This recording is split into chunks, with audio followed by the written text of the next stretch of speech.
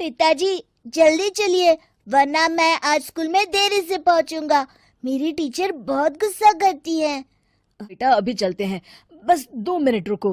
तभी रमेश की पत्नी कमरे से बाहर आती है और रमेश से कहती है, सुनिए जी, आज शाम को आप ऑफिस से जरा जल्दी घर आ जाइएगा। याद है ना, आज आपको मुझे शॉपिंग कराने के लिए लेकर जाना है। भाग्यवान, इस महीने हाथ जरा तंग है। मेरी मानो तो शॉपिंग का विचार कुछ दिनों के लिए अपने दिमाग से निकाल ही दो। मैं अगले महीने पक्का शॉपिंग कराने ले जाऊंगा। अभी मुझे चलना चाहिए, वरना राजू को स्कूल पहुंचने में देर हो जाएगी। देखिए जी, अब आपके ये बहाने पुराने हो चुके हैं। मैं कुछ नहीं जानती। आज शाम को मुझे शॉपिंग करने जाना है, मतलब जाना है। आगे आपकी मर्जी। अच्छा ठीक है भाग्यवान, अब तुम पूरा घर सर पर मत उठाओ, मैं कुछ करता हूँ। इतना कहकर रमेश अपने बेटे राजू को लेकर वहां से चला जाता है। घर से निकलने के लिए रमेश जैसे ही अपनी मोटरसाइकिल शुरू करता है, तभी उसकी माँ उसे आवाज देकर कहती है, अरे रमेश, आज शाम को मुझे कुछ पैसे दे देना। याद है ना, मैंने तुझसे कहा था कि मुझे मंदिर में चढ़ावा चढ़ाना है। माँ, मेरी तनख्वाह आने में अभी 10 दिन बचे हैं। अभी मेरे पास बिल्कुल पैसे नहीं है। हाँ, मेरी तनख्वाह मिलते ही मैं तुम्हें पैसे दे दूंगा। रमेश की माँ चिढ़कर कहती हैं, अरे तेरा दिमाग तो खराब नहीं हो गया? मैंने तेरे भरोसे मंदिर के पुजारी जी से वादा कर दिया है और तू कह रहा है कि पैसे नहीं है। अब मैं पुजारी जी को क्या जवाब दूंगी? तुझे तो मेरी इज्जत की भी कुछ परवाह नहीं है। अच्छा ठीक है माँ, अब तुम गुस्सा मत करो, मैं शाम तक कुछ इंतजाम करता हूँ। इतना कहकर रमेश वहां से चला जाता है। फिर दोपहर को जब रमेश अपने दफ्तर में बैठा होता है, तब उसे अपनी पत्नी और माँ की बातें याद आती हैं। रमेश अपने दफ्तर के एक साथी मोहन से कुछ रुपए उधार मांगता है। अरे भाई मोहन, मेरा एक छोटा सा काम कर दो, मुझे कुछ रुपयों की सख्त जरूरत है। मुझे कुछ दिनों के लिए क्या तुम रुपए उधार दे सकते हो? अरे रमेश भाई, मैं तुम्हें पैसे उधार तो दे सकता हूँ, लेकिन मुझे वक्त पर पैसे लौटा देना। वैसे भी मेरा मानना है कि दोस्ती यारी में कभी पैसों का व्यवहार नहीं करना चाहिए।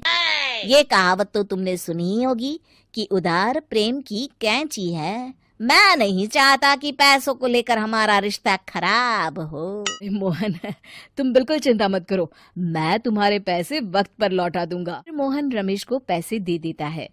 शाम को घर आकर रमेश कुछ पैसे अपनी माँ को देता है और साथ ही अपनी पत्नी को भी शॉपिंग कराने बाजार लेकर जाता है। रमेश की पत्नी और उसकी माँ का स्वभाव जरूरत से ज्यादा खर्चीला होने के कारण दोनों हमेशा बेवजह पैसे खर्च करती हैं। फिर एक दिन, सुनिए जी, अगले हफ्ते हमने छुट्टियों में कहीं बाहर जाने का प्लान बनाया था। आपने पैसों का इंतजाम कर लिया ना? अरे अभी कहाँ, अभी तो मेरे पास बिल्कुल पैसे नहीं है। हम कभी और चले जाएंगे। देखिए जी, मैंने सभी सहेलियों से कह दिया है कि मैं बाहर घूमने जा रही हूँ। अगर मैं नहीं गई तो सब मुझ पर हंसेंगी। आप कहीं से भी पैसों का इंतजाम कीजिए जी। ना कहकर रमेश की पत्नी वहां से चली जाती है। वहीं दूसरी तरफ रमेश की माँ भी तीर्थ यात्रा जाने की जिद करती है और रमेश से पैसे मांगती है। फिर अगले दिन रमेश एक सेठ से पैसे उधार लेकर अपनी पत्नी और बेटे को घुमाने ले जाता है और अपनी माँ को भी तीर्थ यात्रा पर भेज देता है। लेकिन जैसे ही रमेश अपनी छुट्टियां बिताकर वापस आता है, कर्जदार उसका जीना मुश्किल कर देते हैं। इतना ज्यादा कर्ज एक साथ अपने ऊपर देख रमेश काफी परेशान रहने लगता है। फिर एक दिन राजू की स्कूल की फीस वक्त पर न भर पाने के कारण रमेश को स्कूल में बुलाया जाता है। स्कूल के प्रिंसिपल साहब रमेश को सख्त हिदायत देते हैं कि अगर वक्त पर स्कूल की फीस नहीं भरी गई तो उनके बेटे का नाम स्कूल से काट दिया जाएगा। अपने बेटे की स्कूल की फीस भरने के लिए रमेश अपने दोस्त गिरधारी से कुछ पैसे उधार ले लेता है और स्कूल की फीस भर देता है। रमेश की माँ और उसकी पत्नी खर्चे और घर की जिम्मेदारी संभालते धीरे रमेश पूरी तरह कर्ज में डूब जाता है। और तभी एक दिन दफ्तर में काम करते समय रमेश की तबीयत अचानक बिगड़ जाती है और वो बेहोश होकर गिर पड़ता है। उसे जल्दी से पास के एक अस्पताल में भर्ती कराया जाता है।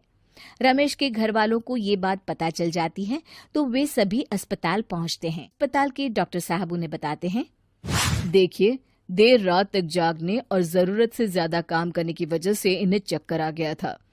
बेहतर यही होगा कि इन्हें कुछ दिनों के लिए पूरी तरह आराम करने दिया जाए।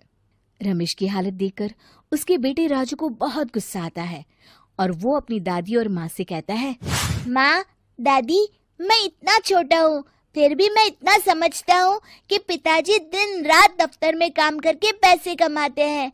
पिताजी अकेला पूरा घर संभालते हैं और आप दोनों अपने फिजूल के खर्चों के लिए उन पर दबाव डालते रहते हैं।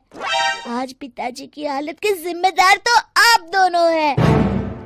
राजू की समझदारी भरी बातें सुनकर रमेश की माँ और पत्नी को अपनी गलती का एहसास होता है और दोनों की आंखों में आंसू आ जाते हैं। फिर कुछ दिनों के बाद रमेश की तबीयत एकदम अच्छी हो जाती है और वो पहले की तरह अपने काम पर जाने लगता है। रमेश की माँ और पत्नी अब उसे किसी प्रकार की कोई तकलीफ नहीं देते और ना ही उससे किसी चीज की मांग करते हैं। फिर देखते ही देखते रमेश अपने कर्ज के सारे पैसे चुका देता है। उसकी जिंदगी पहले की तरह अच्छी हो जाती है और वो अपने परिवार के साथ खुशी खुशी रहने लगता है। शिक्षा, हमारे रिश्ते एक तराजू की तरह होते हैं जिसकी दोनों ओर जिम्मेदारी और समझदारी का वजन बराबर होना चाहिए।